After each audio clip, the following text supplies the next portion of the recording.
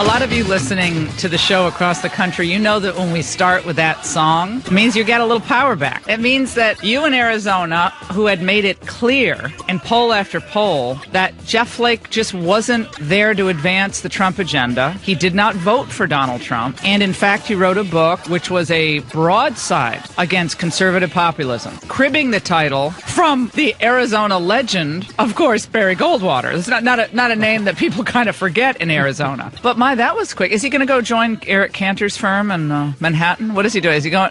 Are he and John Kasich and like John Hickenlooper going to run on a tri-ticket? It's a trio of. I'm reading the reports right now. He is the leader of the pack in 2020 to run for president, Laura. He will lead the Trump opposition. You know, he said, "What are we going to say to our children?" You know what I said? 30% increase in the stock market, consumer confidence at an all-time high. The capital for ISIS in Syria, Raqqa, has fallen. I don't know. I'd say a lot of that. So I'd say Neil Gorsuch is on the Supreme Court. We have dozens and dozens of other great appellate court judges on the court. That's what I'd say to them. You know what else I'd say to the kids? Don't try this at home. You know what I'm saying? Hey, kids, don't try this at home. Because this is the NFL of politics. If you want to be in the U.S. Senate and you think your ideas are the best ideas, fine. Go out there and fight for your ideas. I mean, we're going to tell our kids that when you don't get your way, when the other people are mean to you, you should just quit and run away. How is that courage? I hear the word courage bandied about a lot in our culture and in politics. Those who are most courageous are invariably those who criticize, and oftentimes the most personal terms, conservatives. So you're courageous if you rallied against Trump all through the 2016 primary season. You're courageous if you take the Republican Party to task on immigration. John McCain is courageous for his speech in Pennsylvania last week, where he talked about the crackpot theories of populism, etc. So that's courageous. It's courageous when you say to conservatives, you better bake that cake for this particular couple. I don't care what your religious views are. You will submit. That's courage.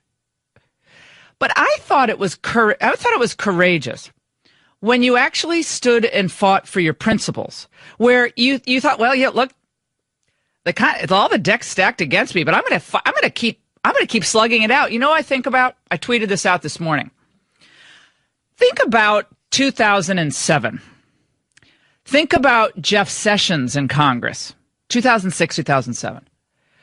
Jeff Sessions was fighting a fairly lonely battle against the entire GOP establishment and a sitting president, George W. Bush, on the issue of immigration. Jeff Sessions did not cower. Jeff Sessions did not flee. Jeff Sessions did not say, woe is me, everybody's so mean to me, they're calling me xenophobic and anti-immigrant. All I want is a country to have borders and the rule of law to mean something. What did Jeff Sessions do? He made the substantive arguments against that ridiculous Bush, Kennedy, McCain amnesty bill on the Senate floor, the House floor, the Senate floor. There were a few people who were doing this. And he actually ended up years later seeing all of the seeds that he planted for conservative populism bear fruit. But it took a long time. I mean, Barack Obama got elected in 2008. The Tea Party came back. Immigration wasn't one of the top issues. But then we saw a few candidates emerge, like Eric Cantor, of course, some others unsuccessful. But then we had publications such as Breitbart. We had Bannon. We had Steve Miller. Jeff Sessions, former top aide, makes his way into the Trump campaign. What was Stephen Miller doing? Running? You know what he did?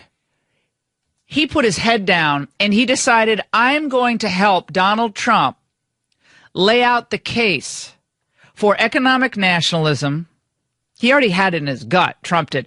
But just put some ornaments on the tree. Economic nationalism, a less interventionist foreign policy, borders, against the politically correct tyrants who want to shut down speech. And he worked in that campaign. I'd say, knowing Stephen, he worked, 19 hours a day for that entire year. Bannon comes along, Kellyanne Conway comes along. They get in there in August. Wasn't clear. Looked like Hillary could win. Trump got a little bit of a bump after that Republican National Committee. But those guys all fought for their views. And I'm not going to really tolerate hearing people say to me that Jeff Sessions is the, quote, conscience of the conservative movement when his answer when the going got tough. Not Jeff Sessions, Flake. Jeff Flake, excuse me. The answer when the going got tough was to pick up his marbles and run. Mommy, they're being mean to me. How extraordinary was that? Beyond extraordinary. I think it was historic in many ways. There have been countless speeches that have been given on the Senate floor. But at this moment in time, to hear a Republican senator go to the floor and be critical of the whole process and his party, I think is really one of those moments where we have to take a step back and we really have to listen to what he said. He had an 18% approval rating. Who is that? Mark Press? I've never even heard of him. Who is he? CNN? They use the word courage so many times yesterday. Think about John Adams in 1776. Imagine if John Adams had to say, this is going to be hard. The British, this is going to be Washington, I got to go back to Mount Vernon. Mount Vernon. This is really hard. How about Ronald Reagan? Think about Reagan. Reagan, and don't start emailing me that I'm saying Trump is Reagan. I didn't say that in my book. I see a parallel to fighting the establishment, and there are parallels. But don't start tweeting me saying Laura's saying Trump's Reagan. Nobody's Reagan. Reagan is his own, is a giant in the Republican politics and is a two-term president. We'll see about Trump. The jury's still out and long way to go. I just have to preface that because otherwise you get started emailing, you're Reagan. No, here's what I'm saying. Ronald Reagan in 1976 rattled the cage of the old Rockefeller Republican Party. He took them on. He called them out. He talked about the wandering drift in the Republican Party. How we had become the party of the bureaucracy. The party had left the people, and they hated him for it. They hated Reagan for that. So in 76, he almost wins the nomination. Is a heartbreaking loss. Does he just quit? Oh, he comes roaring back in 1980. He spends the entire time fighting it out and debating anyone who would debate him on all these issues that he cared about, from the Soviet Union to the growth of government. And he comes back in 1980, rattles their cages again, and to resounding victory. It's not easy to be in the minority in your party. So it's not easy now to be an open borders, pro-Trans-Pacific partnership, let's keep going with the military intervention style Republican. Why? Because there is almost no constituency. I would say literally almost no constituency for that. I mean, Jeff Flake could go to the American people right now and make the case for it. NAFTA, WTO, the Korean Free Trade Deal, mass amnesty for illegals, more generous immigration, more refugees. Go and make that case. And then let's see where it leads you against Kelly Ward. And he wouldn't do that. Why? Because it's much easier to have someone write a speech for you and get up there on the Senate floor and trash Trump, knowing you're going to get the accolades from the elite media. That is not courageous.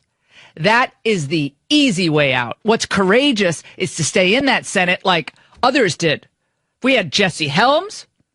He stayed in there. People like Strom Thurmond, they ridiculed him. He stayed in there. He fought. How about Zell Miller, by the way? Remember 2004? Zell Miller gets up and takes his party to task. How many elite media types are on television talking about the courage of Zell Miller? It was like it didn't even happen. You see the double standard? A Democrat gets up and says, my party left me. What happened to this party? Where did it go? And Zell Miller's a crackpot. He's a crackpot. So we see right through this. You all saw right through this. He was going to probably lose, most likely, unless something really odd happened. Congressman Devin Nunes is going to join us, California Republican, chairman of the House Intel Committee, about the new news that we kind of knew all along. But Hillary and the DNC paid a big chunk of money for this Kremlin-generated dossier. Real collusion with Russia through this guy, Christopher Steele, who had been a source for U.S. intelligence over the years, British, that they paid some money. McCain walked that over to Jim Comey, or walked it over to the White House. Comey ends up, producing it to the White House. And Obama and Trump learn the fullness, and in its fullness about this dossier in January. And by the way, they were trying to keep the surveillance of Trump going based on this Kremlin-generated dossier. What difference does it make? There's salacious allegations in there. What difference does it make so we paid for some of it? But we'll talk to Nunes about that. Well, before we leave Jeff Flake, I was thinking as that news broke, and I watched that floor speech, of just a week ago in Arizona, a certain Laura Ingraham on the stage campaigning for Kelly Ward. Since we are in the South, I can say, bless his heart. But it's time to melt the snowflake.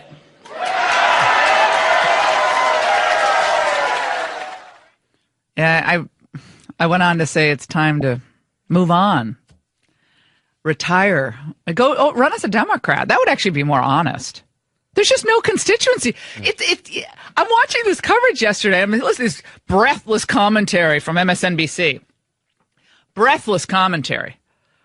It's like November never happened. No, you'd swear he fought in the Revolutionary War the way they were going. This is a brave moment for a Republican. It's going to go down as the greatest floor speech in the U.S. Senate a seismic since moment. Reconstruction. These leaders, Mitch McConnell, Paul Ryan, they made a bet that they could outlast Donald Trump. And what is happening is that the people who would consider themselves to be a part of the governing, Jeff Flake, I think, would call it the human decency wing of the Republican Party, are not going to have a home at this rate anymore in this Republican Party. It's because of where their voters are. The president is really taking over the party, and that is going to leave so many people with no place to go. No. Trump is not a decent human being. It's the human decency wing of the party. You see how they personalize everything, and the Republicans are always worried about appearing mean. These people personalize. So Jeff Flake can't take the heat, so he gets out of the kitchen. That's courageous. All you women out there, I want to hear from just the women, if you would indulge me in that. When you think of courage, is this courage? Is this rift in the GOP? Is this at the heart of what we're seeing now in this country? Do you see this? Oh, this is a big rift in the GOP? Or is this just the GOP getting back to where it always should be, with the people?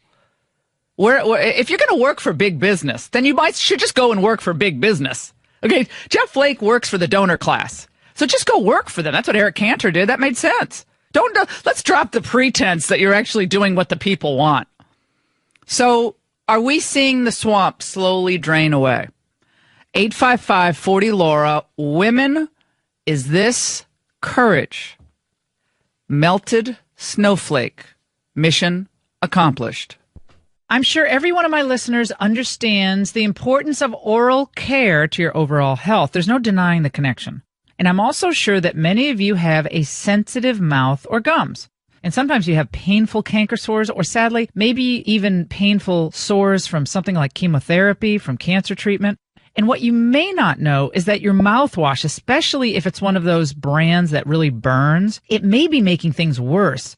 So you should try non-irritating, alcohol-free Closys Oral Rinse. That's Closys. Closys is like first aid for your mouth. It's as gentle as water, but it helps relieve common but uncomfortable, even painful issues in your mouth. And unlike other mouthwashes, Closis is also pH balanced, which eliminates the burn and the irritation. Try Closis Oral Rinse for sensitive mouth, gums, and canker sores for pain-free oral care. That's Closis, Closys. Learn more about the gentle, effective oral rinse at Closis.com or get Closis today at Walgreens, CVS Health, and Walmart. If you've listened to my show for any period of time, you know how much I love Food for the Poor. They do what they say. Their financial integrity is unequaled, and I've seen their work personally. I'm so excited to work with them again this year. In Haiti, 1 out of 14 children will never see the age of 5 without our help. Together, we're going to save the lives of 4,200 children. $50 provides food for a year and clean water for life for a suffering child. Call 844-868-4673 or go to lauraingraham.com. That's 844-868-4673 or go to lauraingraham.com. We want to normalize retreat. You see how Flake is using the language of the left? He's employing all of their language. That's fine. What did I say about Trump? What did I say? We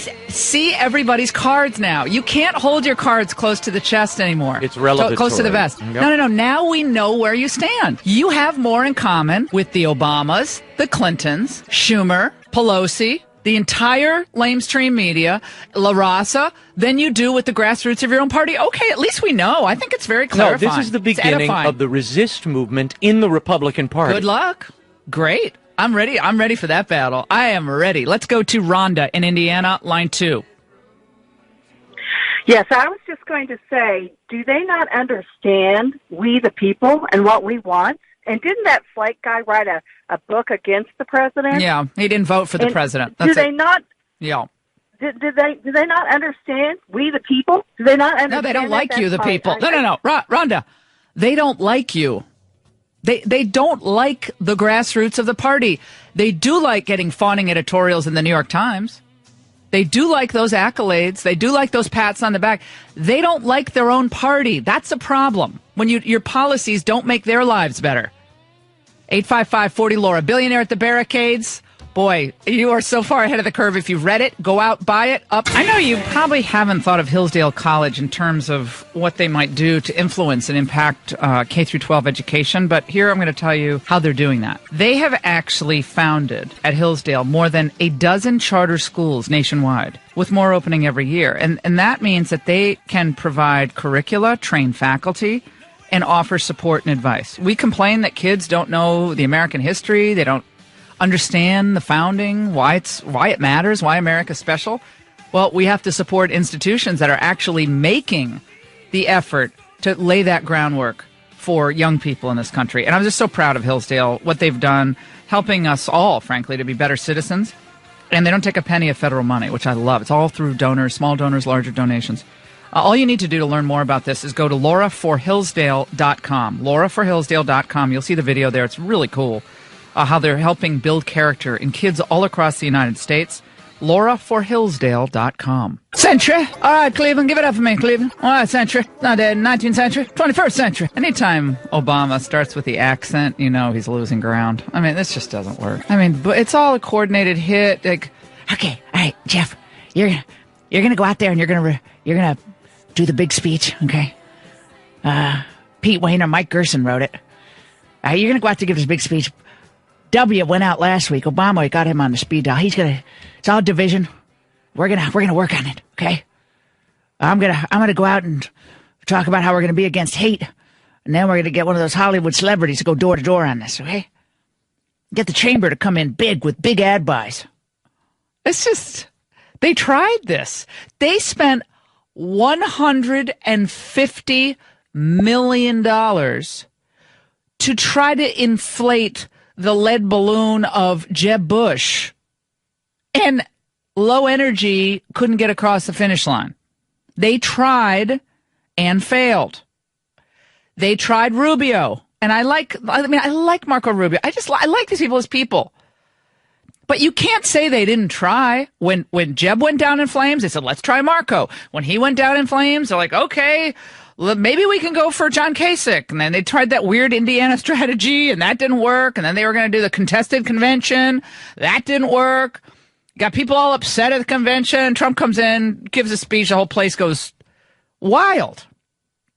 I put all of this in a historical frame for you in Billionaire at the Barricades. What we saw yesterday is among, well, for the time being, the last gasp of the GOP establishment. Now, they'll come back. They're like Freddy Krueger. They always come back. They have a lot of money, and they got big business on their side. They have a lot of Democrats on their side. But they don't have the people with them. So we're still a representative democracy. We can still win these debates. But you got to see that this is, this is like picking up your marbles and running home. I mean, you got to run to mommy. They're being too mean to me, mommy. You help me, mommy. Help me, mommy. Oh, that's courage. If only all Republicans were as courageous. Joining us now, Congressman Devin Nunes. Had to subject him to that. We're going to talk to him. Well, we might a little snippet on the Flake deal, but also about what's happening with this dossier. Looks like Hillary and the DNC paid for it. Kremlin-generated, funneled through this Christopher Steele, British agent. Ended up in John McCain's hot little hands. He brought it over to Comey. Comey brings it to the White House, and then we're off to the races. Funny how collusion works. Congressman Nunes joins us now. Congressman, are you do you have your violin music playing all over the House and the Senate up there?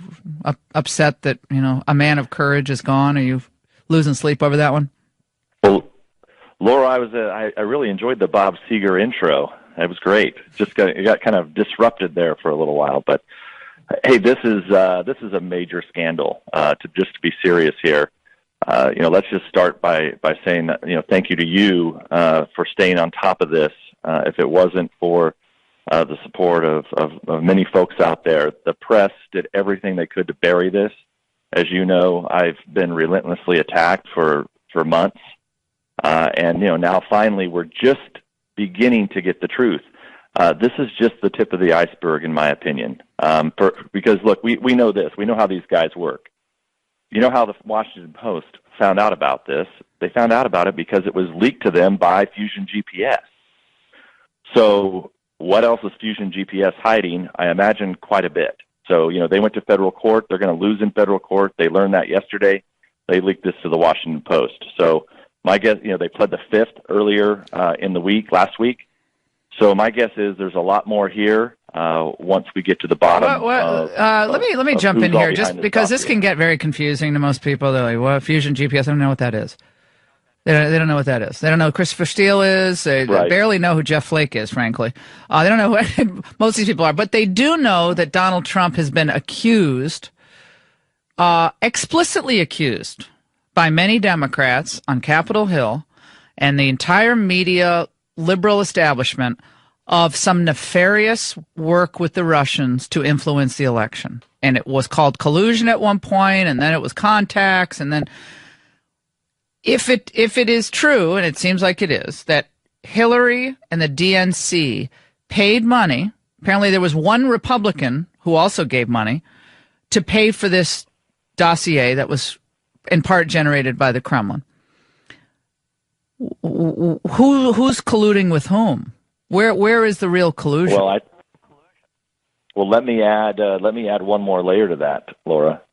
We don't know yet whether or not the FBI and or DOJ used this dossier that was, as you just said, paid for by the Democratic Party and the Hillary Clinton campaign to open counterintelligence investigations into the opposing party.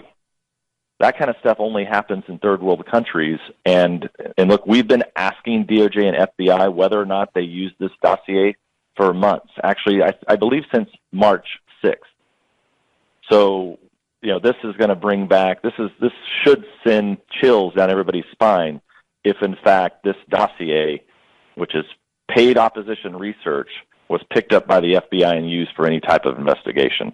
Well, it was written yesterday, I believe, that they wanted this dossier to be the basis for continuing surveillance of the Trump campaign. That then it was ultimately, the continued surveillance was ultimately, I think, rejected.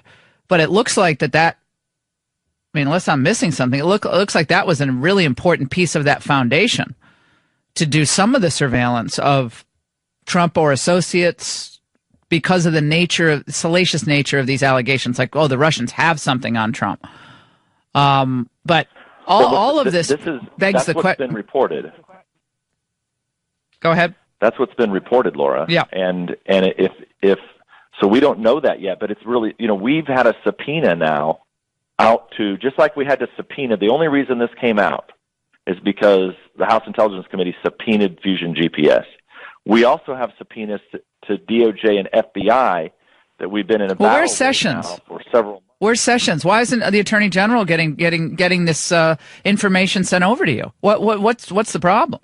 This is one of the reasons why I'm on your show today. I mean, this should be immediately. Everybody should be up in arms. As give to up why the documents. DOJ and FBI are not providing. Give up the documents. Tell us whether or not you used this dossier for any investigation. Did you or did you not?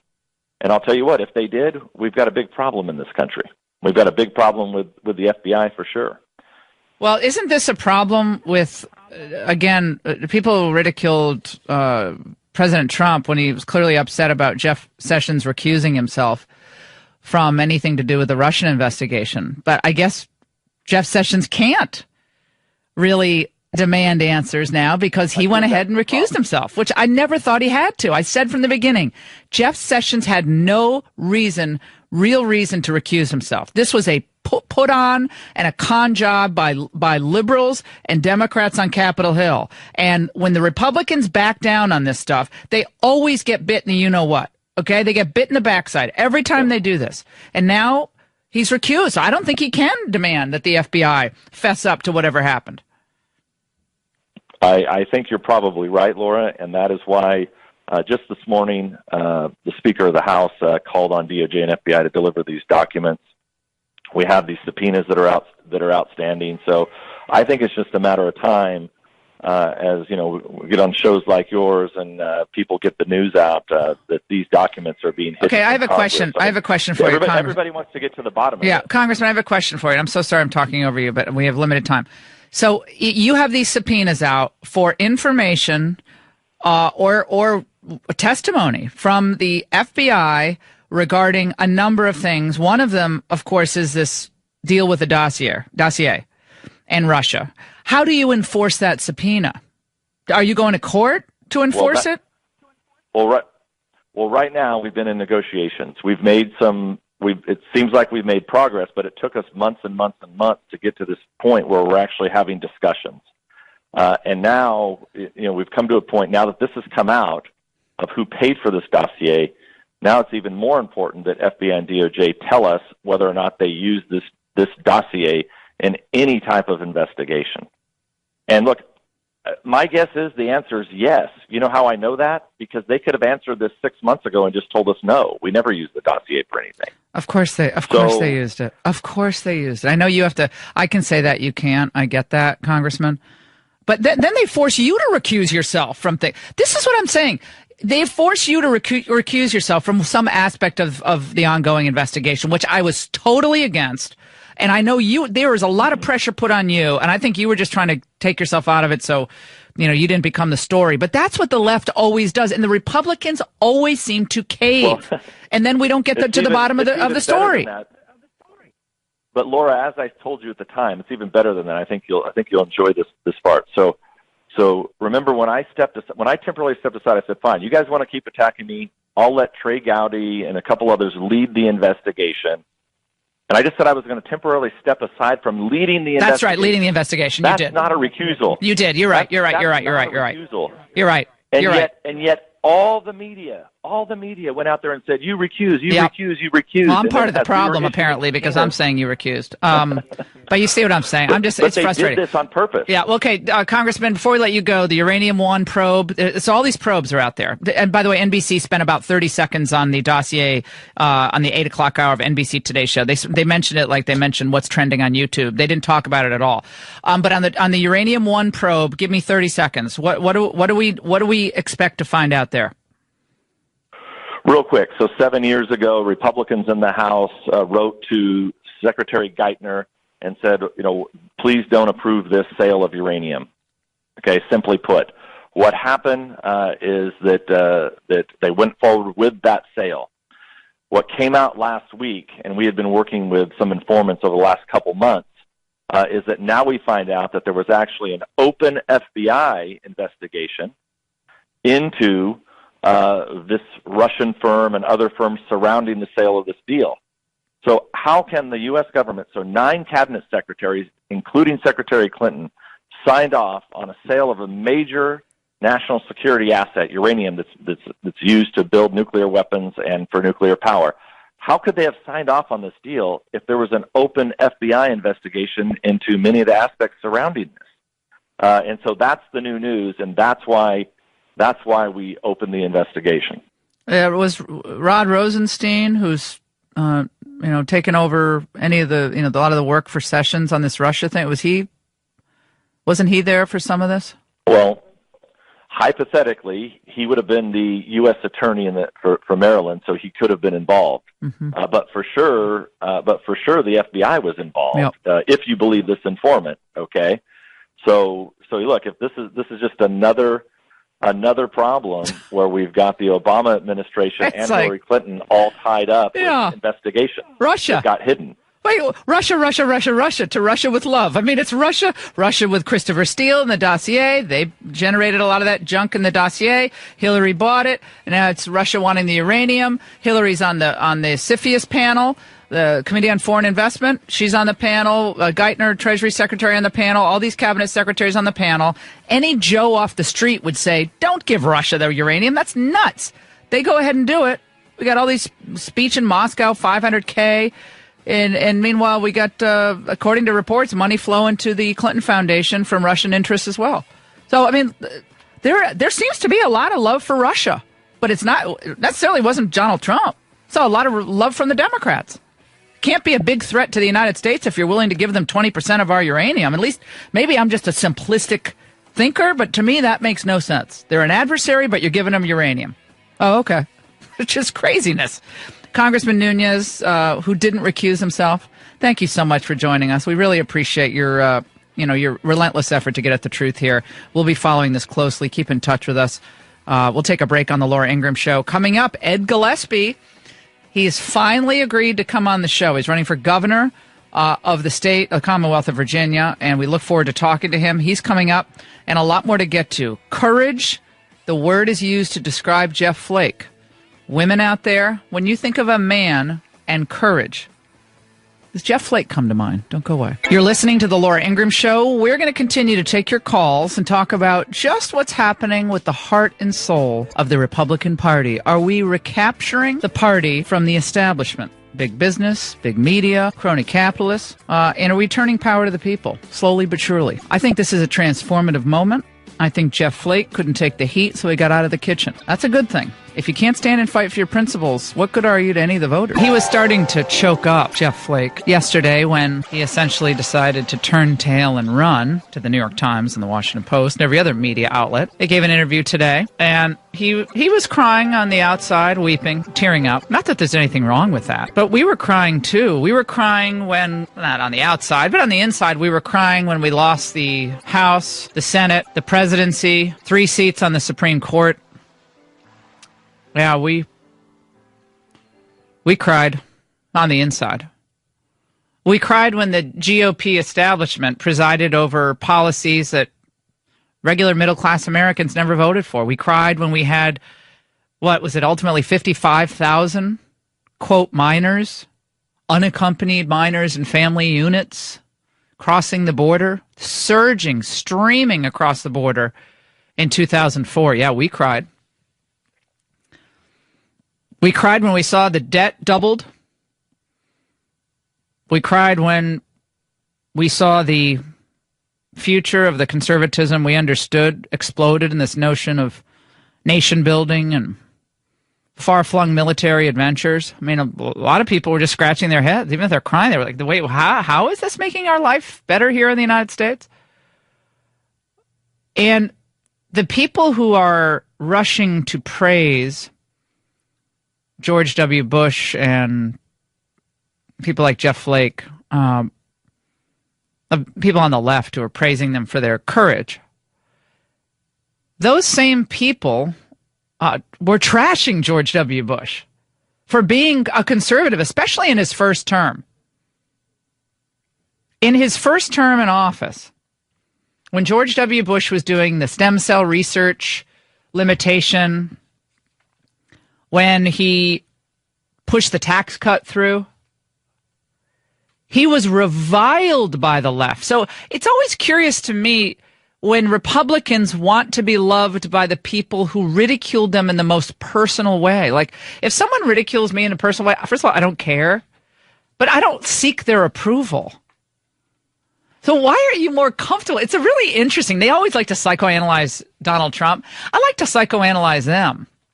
Why do you seek the approval of those who really hold you in such little regard? Do you think the media really likes Jeff Flake? They don't like Jeff Flake. I mean, he was, on a lot of these financial, economic issues, he was fairly conservative. Not maybe on the immigration trade, but on a lot of these other issues, he voted straight Republican. But they don't like Flake. They couldn't stand Bush. They called him a bumbling idiot who couldn't spell or speak. But now George W. Bush is embracing the Clintons on stage and cozying up to them. A statesman. Oh, now he's a statesman. He was a bumbling fool in 2003 all the way up to 2008. Courageous. Bumbling idiot. The late night comics ridiculed him. And that just continued. And by the way, for much of that time, people like yours truly defended them against those attacks. Defended Bush against those attacks. It wasn't fair. It wasn't. When Bush kind of strayed with Harriet Miers and immigration amnesty and all the spending. Or you got to find your values. It's about your identity. Find them values. It's your identity. Rediscover your values. Casual cruelty. Casual cruelty. You know what's cruel? When the American people don't get a wage increase in almost 20 years. That's cruel. You know what's cruel is when their factory shuts down and goes over to China, and you have a lot of people on Wall Street cheering it because they'd rather pay slave wages in China than to keep a factory here in the United States, and the government does squat to keep them here. That's cruel. What's cruel is when you send your kid to the public school because you pay taxes and you want them to get a decent education, and the public school is littered with underperforming teachers or demoralized teachers because they're overcrowded, overtaxed, kids who frankly aren't literate in their own languages trying to get an education in a public school. The teachers they're just trying to keep their head above water. That's cruel. There's a piece, by the way, in the Washington Post today about how, quote, immigrant kids are underperforming across the board in schools. That's our fault, by the way. That's our fault. I'll get to that piece. Don't let me forget that. It's very interesting. And how about this piece about that federal appeals court? That's cruel. You know what's cruel is to terminate the life of a poor little innocent baby because the teen comes across our border illegally. And then our taxpayer dollars go to fund the abortion of that little baby. Abortion, and now the Fourth Circuit Court of Appeals 6-3 voted to allow her to seek the abortion. That was the D.C. Circuit Court of Appeals. That was the full court. You want to know why it's important for Donald Trump to get these judges on the federal appellate courts? They're teaming with Obama and Clinton appointees, teaming with them. So now a federal court paves the way for taxpayer-funded abortion of an illegal immigrant. So what does that mean? An illegal immigrant has a constitutional right under the Equal Protection Due Process Clause, the right to abort her offspring on the taxpayer dime. Okay. That's all in the Constitution. That's what Adams and Jefferson doesn't matter. Breaking the law by coming into the country. Then you're rewarded by your abortion being covered. Wade protections, privacy protections. Yeah, that were also never in the Constitution. Emanations and penumbras. She has her own emanations and penumbras. It's a heartbreaking story. It's heartbreaking. We'll pray for her. Pray for her unborn child. I'm sure there are a lot of Americans who would take that child. I know there are. Probably in my own parish there are. It's heartbreaking. So that's cruel. That's cruel. Even though the administration made the argument, they were trying to make the argument that we, the United States, had a legitimate interest in protecting and promoting childbirth. That was the government's argument. And the judges swatted that That's away. trumped by Roe v. Wade. And thank you, Anthony Kennedy, the the Casey decision, the Webster decision that followed. But they said they were imposing no burden on her from getting the abortion because she could always leave the country and go back to her own country and get it. Go back to was she from Mexico? I don't know where she's from. Guatemala?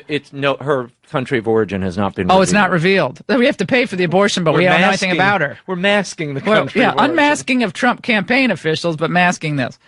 This is insane. But I'm moved by Jeff Flake's courage. I could tell you were moved yesterday. Very moved. I watched you as that special report. Was coming in. Mm-hmm. That was a fun time to be on special report. Well, and you're all over the papers today. Washington Post, New York Times. Yeah. I didn't see all celebrating the pieces Ingraham angle. I didn't read them until one of my law school roommates said they're not that bad. They're actually pretty good considering it's the Washington Post and the New York Times. Yeah. I mean, the New York Times is a little snarkier. Yeah, because conservatives are the only ones who can't be successful. You can't just let's say conservatives can be successful and liberal celebrities the only ones who can have a nice house and fly around on a private plane. They're the only ones who can do that with impunity, while they go to a global warming conference. Okay? Give me a break. But considering it's the New York Times and the Washington Post. It was a very nice piece. Considering that, Raymond was in the, Raymond happened to be with me when the New York Times was taking photos. And Raymond had an instinct about one of these photos. Like, I didn't like that photo. They were taking like a photo. They're trying to be like all avant-garde, taking a photo of the monitor. The camera looking at it was I questioned why. Yeah, Raymond said, "I don't get this photo," and indeed, it's a stupid photo. And that's the one they use. That's the one they use, of course. So there's a tiny little. It's like Laura Ingraham Smurf, and then you have this and then you have a big studio. It double makes no monitors sense. in a studio, and people in the background. You need a magnifying glass. Just whatever. Anna in Montana. Oh, it rhymes. Anna Montana. Aunt Rosanna Dana, and Anna Montana. Yeah, I just thought Mr. Flake is a flake. He's an imposter that's being exposed. It's like the critters who live in the dark. They scatter when the light is shined on them. And this is what's happening. All these people have been doing all this stuff. Clintons and all of them, they think in the dark, and nobody's going to know about it. But the light's being shined on it, and they hate it. They hate it. But it's got to be done. Got to be done. I have to add, I appreciate that call. I have to add Jeff Flake's face to the wall on Billionaire at the Barricades. The cover photo, the cover depiction is the back of Trump's head, and he's looking at a wall of resistance. That's why we called it Billionaire at the Barricades. And we have to put Flake and McCain and all those. Well, we kind of represent them in the Chamber of Commerce symbol on the wall, right? So that's there. And I want to thank again Rush Limbaugh for his massive endorsement of Billionaire at the Barricades. So nice. You really were way ahead of the curve on this thing. I mean, what Trump did, the dislocating force he would be in the heart of the party, and how he would shake out those who were either with the voter, where the voters were. Not only their angst, their aspirations that were ignored. Their dreams. They're dreamers, too. After generations of I want to make up T-shirts. I had those old T-shirts I did, former embryo. Right. Those were big sales. Former embryo. I think we gave all the proceeds to Little Sisters of the Poor. So I want a T-shirt that says, "I have dreams too." I'm a dreamer. Too. I'm a dreamer too. The Americans have dreams. Jeff Flake is obsessed with fulfilling the dreams of illegal immigrants and those poor workers in China who need a factory to work in. And those poor workers in Korea who need a factory to work in. India, they need a factory to work in. But the factories in the United States, they can all shutter to fulfill some twisted vision of what a free market supposedly is. And the people I'll say it again, there is zero constituency outside of like the Cato Institute and a few others for open borders, a massive welfare state, endless wars, and global trade deals that are skewed against Americans. There's just no constituency for that. If there had been, Marco or Jeb would have been the nominee of the party, or John Kasich. That's it. It's as simple as that. So they're still litigating the 2016 election cycle, and we're going to go through this. So Jeff Flake will become a member of the loyal opposition. He will be on MSNBC day in, day out, CNN. He'll be lauded with a Profile and Courage Award from the Kennedy Kennedy School. He will be honored he'll be in Time Magazine's 100 Most Powerful Party. He will get a cover story in the New York Times Magazine. He will be featured on the cover of GQ. Right? He will be he's the man of the moment, because if you actually stay and fight, that's hard. Tell Jeff Sessions that when he tried to do it in 2007. Tell Ronald Reagan that when he tried to fight his own party's establishment, almost won in 76, came back, slugged it out for 4 years, all over the country, still campaigning for conservatism, came back and took the Bushes out. Well, this is Jeff Flake's vision. He thinks he is the man in the wilderness. He's the man in the moment. Answering the call of the people, and more are coming. Oh, more. Let's listen. You know, a lot of my colleagues have spoken out, and I think a lot more will. What I tried to say in the speech is the longer we wait, the more we basically normalize this kind of behavior and these kind of politics, and we can't do that. We're really back at the campaign again. He's gauche, he's crude, he's brash. It didn't work, but they tried all this. Right. They tried this. I mean, it's not like the Billy Bush tape didn't happen. It's not like the John McCain insult in July of 2015 didn't happen. It's not like making fun of Marco's boots didn't happen. Or Lil Corker. Lil Bob Corker. People are discounting all that. You know why? They think it's white noise. How's my 401k doing? How's the kids in college doing? What's happening to our public schools? Are we sealing up this border? Is MS-13 on the run? Are we staying out of these stupid wars that don't do anything except deplete our treasury and end up maiming a lot of good Americans or killing them? Yeah, U.S. college tuition prices inch higher. That is another scandal. In the Wall Street Journal. That's another scandal. Because government subsidized tuition. That's why. And we've exploded that before. 855-40-LAURA. Jeff Flake bows out. We got a few more to go. We're not done yet. We're just getting started. Boy, winning is fun. Donald Trump was wrong when he said you're going to get tired of winning. I'm not tired of winning. I've been telling you for weeks that we need men and women like you to enlist in a nationwide campaign to pressure Congress to pass tax cuts that we voted for when we elected Donald Trump to drain the swamp in D.C. Here's the good news. Hundreds of thousands of you have already gone to taxcutsnow.com and signed up. But we still need more signatures to ratchet up the pressure on Congress. The average tax cut under the Trump plan is over $4,000 per family. That may not be real money in Washington, but it's real money to you. Money you can spend on the things you care about. If you haven't signed on yet, please take less than a minute to join our cause and then share the link to taxcutsnow.com with your family, friends, church members, and coworkers. Send a message to Washington that business as usual will not cut it. Senator McConnell and Speaker Ryan need to hear from you loud and clear.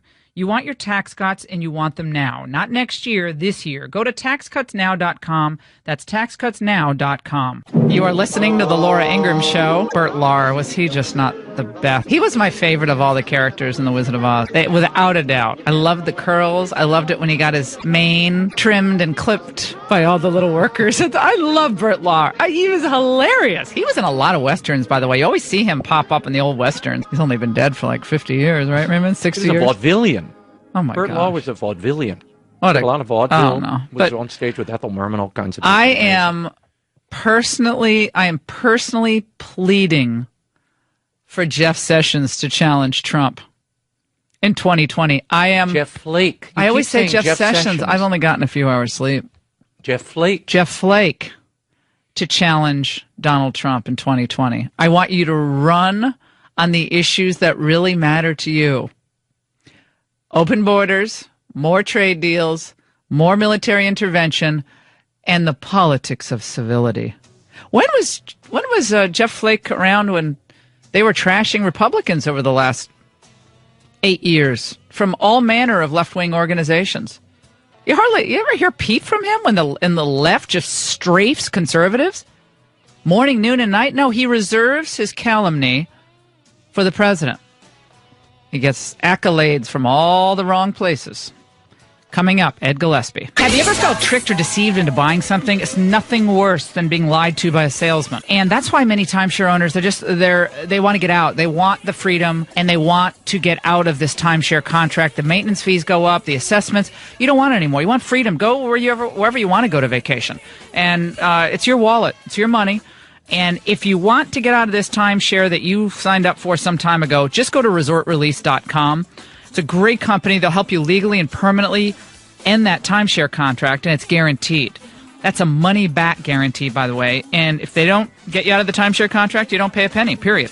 A-plus rating for the Better Business Bureau, and they get the job done. So stop paying for those ridiculous timeshare fees. You're all scammed into purchasing. Visit resortrelease.com or call them at 855-66-LAURA. That's 855-66-LAURA. Remember, the 2018 maintenance fee bills will arrive any day now, and you don't want to be saddled with them. 855-66-LAURA, Resort Release. You are listening to The Laura Ingraham Show, 855-40-LAURA. We have a lot to get to on the show. Joining us now, I am so happy he's with us, Ed Gillespie, seeks to become the new Republican governor of the great Commonwealth of Virginia. It's one of these off-year elections. Remember in 2009 with Bob McDonnell winning the governorship, Chris Christie won the governorship in New Jersey, and that sent a shockwave through the heart of the Democrat Party. At least it should have, because Barack Obama had come in 2008, and then lo and behold, in these two important states, they said, whoa, not so fast.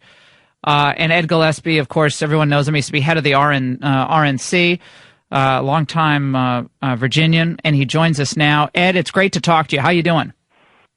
I'm doing great, Laura. We're in the home stretch here, and I feel like we've got a ton of momentum and really excited about where this race is right now. Let's talk about the to get into the polls. The polls have obviously proven to be so inaccurate when it comes to reading Republican support. But you're one poll says you're at a one point, another poll says you're 5 points down. But there's a lot of question and concern that you're maybe pushing Donald Trump away from coming into the state to campaign with you in certain parts of the state. I know you have Marco Rubio coming in, Susana Martinez, governor of New Mexico. They're known as kind of moderate Republicans, especially on the issue of immigration. But why not bring in all the big Republican figures, including the president, who obviously is the titular head of the party? Well, just like President Trump doesn't, tell the enemy what his military plans are, I'm not going to let Democrats know what my campaign strategy is. And the fact is, I'm very excited to have Vice President Pence in again today to help me in my campaign. And he was in earlier. Newt Gingrich supports me. To your point, we do have support from all across the party, and people know the stakes of this election. And I've got an opponent, by the way, who has spent the entire campaign just attacking President Trump in the most personal terms. Narcissistic maniac and lots of other personal attacks. And he wants to lead the resistance. I want to lead Virginia, and I'll work closely with President Trump to make sure that we're building more ships and submarines. In Newport News, I was at the shipyard 5:30 a.m. on Friday, meeting the workers there, greeting them on their way into their shifts. I was there till about 7:15, and we need to dredge the channel in our port and keep Norfolk the largest naval base in the world. And so, what my opponent is doing, Lieutenant Governor Northam, in attacking the president, I'm not interested in leading a resistance. I'm interested in leading Virginia. And when you're a governor of Virginia, you better have a good working relationship with the president of the United States, and I will. Do you support Trump's America First agenda?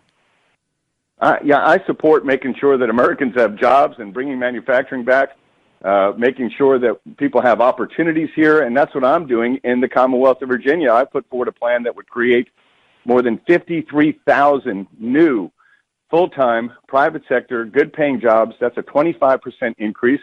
Like the president's trying to do in Washington, D.C., cut taxes. I've got a plan to cut our tax rates 10% across the board. They were set in 1972, Laura. They've not come down in 45 years since. And meanwhile, other states around us have been, lowering their taxes, becoming more competitive. And as a result of that, we're 39th out of 50 states in economic growth and 44th out of 50 states in wage growth. And our growth rate right now in Virginia is 0.6%. And I know that we should be first in the country in economic growth. And so I'm putting forward specific, detailed policies to get Virginia growing again, to make sure that we're improving our public schools, that we're addressing this awful opioid and heroin epidemic. And it's horrible. People are embracing that. Horrible. That's a horror. I mean, the whole opioid thing is just heartbreaking. We lose 4 Virginians every day, Laura, on average. 4 Virginians die from opioid and heroin overdose, and I've got a plan to combat that. I'm looking at this Northam, ad. There's a lot of smear ads. Everyone smears each other with these political races. It's always going to be brutal, but I'm watching how he's playing it against you in the Commonwealth of Virginia, which is a big, beautiful state. People have not been to Virginia. Northern Virginia's changed a lot. Heavy immigrant population. It used to be kind of a middle class, more white middle class, pretty Republican area. It's gotten much more Democrat in recent years. But you still have that middle part of the Virginia, Southern Virginia, a lot of military folks there. But the way Northam's playing it is he's tagging you with Trump. In this, like, oh, you're a white nationalist, you support the president's comments on Charlottesville, he was saying there are good people in the white. So they're going to tag you with Trump anyway. That's my sense. So if I'm you, I'm just like, heck, he won the election. He didn't win Virginia, though. He lost Virginia. What was it, 7 points, Ed? What was it, 5 points? I can't remember. I think 5.5. Yeah, 5.5. It's pretty close. I mean, it wasn't a blowout. But the economy's doing really well. I mean, Virginia can do better, but doing pretty well. And so they're going to tag you with him. So I think if you come across as look like you kind of don't want to mention it or distancing yourself, then I think that doesn't help you. And I don't care about. I'm not talking about Trump right now. I'm saying I don't think it necessarily helps you to be perceived as if you're trying to just not even mention Trump. Do you see what I'm saying? Well, Laura, as you know, the president's endorsed me, and I appreciate that. And look, I am running to be governor of the Commonwealth of Virginia. I'm running on policies and principles and what we need to do here in Virginia to address the needs of Virginians at the state level. And as governor, that's what I'm going to do. And that's what people want to hear from me. And that's why I put forward these 20 detailed specific policy proposals. And, that's what this election is about. I'm responding to what Virginians are looking for in the next governor. And what they're looking for is, what are you going to do to create jobs and raise take-home pay and help people lift themselves out of poverty and improve our public schools? We've got 89 unaccredited schools in the Commonwealth of Virginia right now. We've got to make sure that every child has access to a good, safe, quality school, and I put forward a plan to do that. They want to know what we're going to do about traffic and congestion relief in Northern Virginia. You know what it's like, and in Hampton Roads. And so I'm responding to what voters talk to me about every single day on the campaign trail.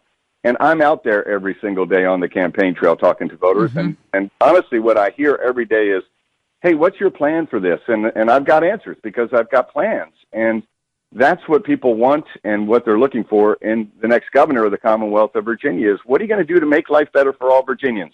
Just so to your point, yeah. Well, no, to your point, Ralph Northam doesn't have any of that. And he's only running a campaign, in terms of attacking me on a very personal basis. My campaign ads, my focus is on, there are very critical, important differences when it comes to policy between me and him. He's in favor of sanctuary cities and allowing for sanctuary cities to be established in the Commonwealth of Virginia, and cast a tie-breaking vote against a ban on them, and then celebrated when Governor McAuliffe vetoed the bill when it got to his desk. I will sign a bill to ban sanctuary cities in the Commonwealth of Virginia. You saw the report yesterday in the Post about 1,400 MS-13 gang members in Fairfax County alone. I love that. I love, Ed, how they did a fact check on you, and the fact check at the end said, well, we don't really know how many MS-13 members are in Fairfax County, so we can't really comment on this. But okay, if it's 15 people who are beheading people and maiming them and murdering them, or if it's 2,000. I mean, 2,000 is really bad. 15's not good. Yeah. We have a real problem. We got a real problem. 1,400, by the way, is more MS-13 gang members than Fairfax County police.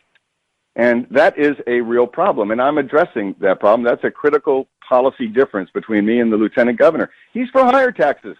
I want to cut our tax rates for the first time since they were put in place in 45 years. So those, these are the stakes of this election in Virginia. There's never been a more important election in my lifetime. I know every 4 years someone comes on your show and says, this is the most important election in our lifetime. This is the most important election in our lifetime for governor of the Commonwealth of Virginia. I truly believe that. I think your campaign, obviously your longtime association with the Bushes, in the Bush, and I think it can't be lost on anyone, and I'd be remiss in not asking about it. George W. Bush campaigned for you in Virginia, and then shortly afterward, he gave a speech that was, without mentioning Donald Trump by name, was a broadside against Donald Trump. Where does that leave you? I mean, is that the kind of message you want to send to the voters of Virginia, that you're more of a Bush Republican than a Trump Republican? How do you describe yourself? I'm a Gillespie Republican, and I have a chance here because I'm running for office myself to stand up and say, this is who I am. This is what I'm for. These are the policies I will enact as governor of the Commonwealth that we love. And if you look at my policies, 20 specific detailed policy proposals, they don't fit neatly into any one category, to be honest with you, Laura. I mean, sure, tax cuts, obviously 10% across the board cut in our individual income tax rates, which, by the way, in Virginia, the top rate of nearly 6%, it's 5.75%, kicks in at an income level of $17,000 a year. My opponent says that's tax cuts for the rich. He thinks you're rich if you make $17,000 a year. But on other fronts, I put forward a plan on criminal justice reform that is, not consistent with kind of traditional Republicanism, because I've listened to people in the community. I've come out in support of medical marijuana. I opposed it in my Senate run in 2014, but I've come to believe that tightly regulated, carefully regulated medical marijuana in the Commonwealth of Virginia is the right policy. I've put forward a plan on I disagree with you on that. Justice reform. I think it's big. I think it's huge money pushing this medical marijuana. There's no real medical. I agree with you. There's no medical research and peer-reviewed research that shows there's any medical benefit for pot whatsoever. It causes 6 times likely to get psychosis with pot. I think we're going to win any points on the pot pushing the medical marijuana thing. My point to you is this, Laura. I'm not looking to win points. What I'm saying is I'm putting forward my own policies in my own name as a candidate with my name on the ballot. Now, I've helped people get elected, as you know, for a long time, and this is the second time I've run. Got close in 2014, obviously. I think we're going to win this race, and what I'm doing is putting forward what I believe, which is different from when you're supporting somebody else or helping somebody else get elected. And it's, I got to tell you, it's a different feeling. But I'm proud of the campaign I'm running, and I'm running as who I am on things I believe in, putting forward innovative policies that I truly believe will help my fellow Virginians. Right. Well, we got that. I understand that. And I think on the tax issue, you kill this, Northam. You're just, it's just not even a close call. I mean, on the economic development front, it's not a close call. But 300,000 undocumented immigrants, illegal aliens, reside now in Virginia. Okay, it's about 28% of the overall immigrant population. That's a lot of jobs that Americans have done, will do, have done throughout our history. What do you suggest we do in Virginia with the 300,000 illegal immigrants? Many of them in public schools, many of them, obviously using state resources. Do you think that's do we need more immigration in Virginia? What do we need there? Well, what we need in Virginia is to not allow for the establishment of sanctuary cities in the Commonwealth of Virginia. And we had a vote on that in our General Assembly and last year. And when it came to the state Senate and Ralph Northam as Lieutenant Governor cast a tie-breaking vote on it, he voted against banning sanctuary cities in the Commonwealth of Virginia. And I believe someone who is here illegally, who commits a crime, and we've seen many of these MS-13 gang members are here illegally, obviously. We need to cooperate with federal law enforcement and enforce federal immigration law, and these people need to be deported. And the people most vulnerable to the victimization of gangs like MS-13 are in the immigrant community themselves.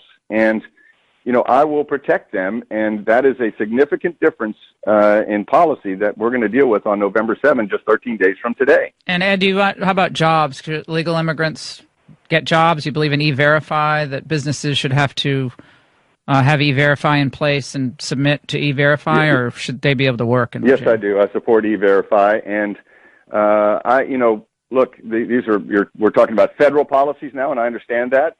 Well, it has a huge effect on your state, though, right? Has a huge effect on Virginia. Yeah, I understand. Yeah, it does, and I'm in support of E-Verify. But my point to you is there are things I've got to do as governor of the Commonwealth of Virginia, and one of the things that I can do is sign a ban on the establishment of sanctuary cities here in Virginia, and I think that would make our community safer. So Ed Gillespie is going to be barnstorming throughout Virginia until, 10 days from now. Whatever, 14 days from now? I'm like 13 days from now. 13, not that anybody's counting. Laura. 13 days from now. It's exhausting. I hope I know you're watching closely what's happening across the country with some of these other candidates. And are you sad to see Jeff Flake go from the U.S. Senate? I've never met the man, and honestly, I know that this is, there's a lot going on in Washington, D.C., but forgive me, I've got 13 days to win a governor's race in Virginia, and if it's not happening in, Wise County or Chesterfield or Loudoun County or Virginia Beach, then I'm not paying a whole lot of attention to it right now. How about Goochland? How about Goochland County, okay? Goochland, too. That's what my friends live. Goochland. I'll do well there, believe me. Ed Gillespie, hey, thanks so much for joining us. We really, really appreciate it. Best of luck out there. We're going to be covering this race very, very closely here on the Laura Ingraham Show. Stay safe and make that case for economic renewal for the state. Coming up, we remember a rock and roll legend, and Phil Robertson joining us and Kelly Ward. Don't go.